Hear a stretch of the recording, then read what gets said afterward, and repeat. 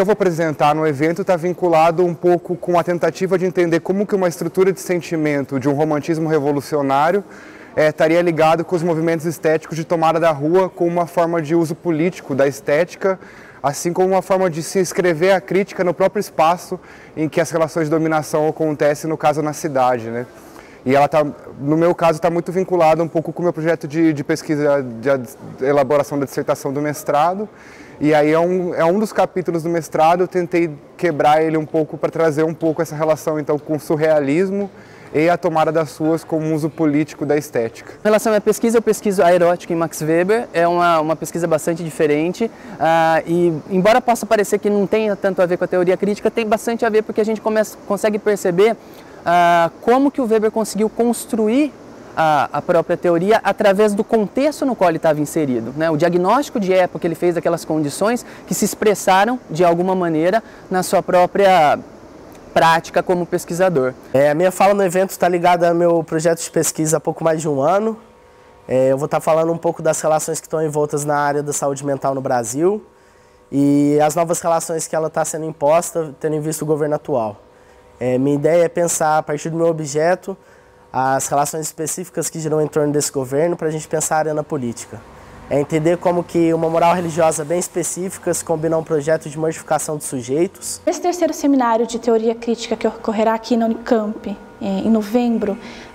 eu pretendo trabalhar a partir de teoria tradicional e teoria crítica e de dialética do esclarecimento, de Theodor Adorno e Max Horkheimer. A proposta de pesquisa que tem como objetivo central estudar como o consumo do futuro é tema para o comportamento crítico, que está presente no trabalho intelectual. Como que esse comportamento crítico não se conforma e não se resigna no mundo do capital. Isso implica no desdobramento de como a imagem do intelectual crítico promove diagnósticos de época, transpostos de juízo existencial e contradições conscientes, vistos, por exemplo, no diagnóstico de época de Horkheimer, em teoria tradicional e teoria crítica, e também vistos em dialética do esclarecimento, de Adorno e Horkheimer. Para isso, como horizonte de preocupação e problemas, fez-se necessário, por exemplo, a revisão da filosofia da ilustração, a revisão do que seria a imagem do cientista tradicional, a crítica ao conceito do iluminismo, a ideia da dualidade, mito e razão, tendo também como foco a crítica imanente, a historicidade, interdisciplinaridade na teoria crítica, como as principais unidades de análise que estarão em foco nessa pesquisa em si. Nesse sentido, eu defendo a hipótese de que a categoria ocupada pelo intelectual crítico, para esses autores em específico, se encontra numa posição privilegiada em relação ao capitalismo tardio, que se estabelece de forma antagônica e sólida em relação à racionalidade instrumental. Para esse evento, eu pretendo trazer um recorte da minha pesquisa de doutorado,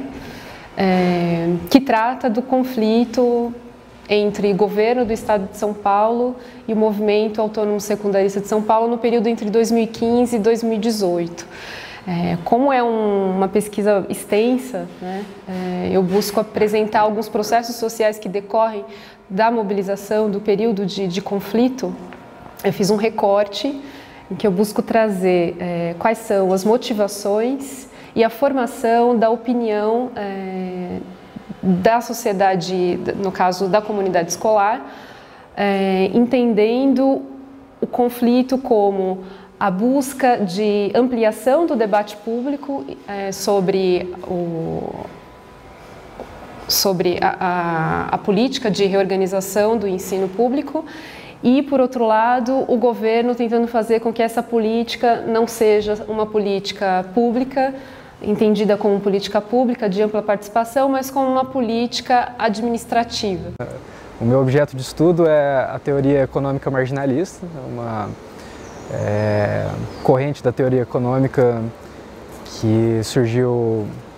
mais ou menos no fim do século XIX, né, na segunda metade do século XIX. A discussão que eu vou trazer para o seminário se relaciona à concepção de história que existe nos marginalistas, que, enfim, não é uma coisa que é discutida abertamente, né, mas você consegue captar essa noção de história que eles têm a partir das discussões que eles fazem, por exemplo, da discussão da evolução do escambo para a moeda,